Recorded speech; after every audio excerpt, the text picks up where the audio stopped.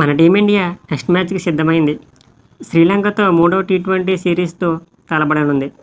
ఇప్పటికే మన టీమిండియా శ్రీలంక చేరుకుంది. కొత్త కోచ్గా గంభీర్ కూడా డ్యూటీలో దిగాడు.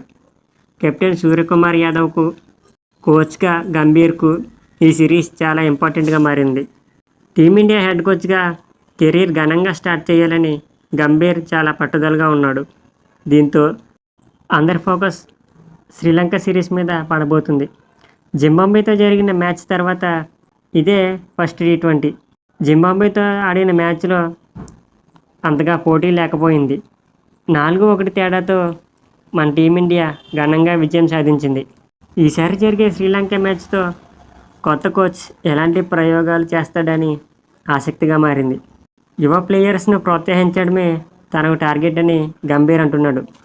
జూలై 27న ఫస్ట్ మ్యాచ్ జరగబోతుంది. దానికి ఓపెనర్స్గా యశస్వి జైస్వాల్, శుభ్మన్ గిల్ ఆడబోతున్నారు. ఇద్దరూ ఫామ్లోనే ఉన్నారు. వైస్ కెప్టెన్గా గిల్పై కొన్ని బాధ్యతలు కూడా ఉన్నాయి.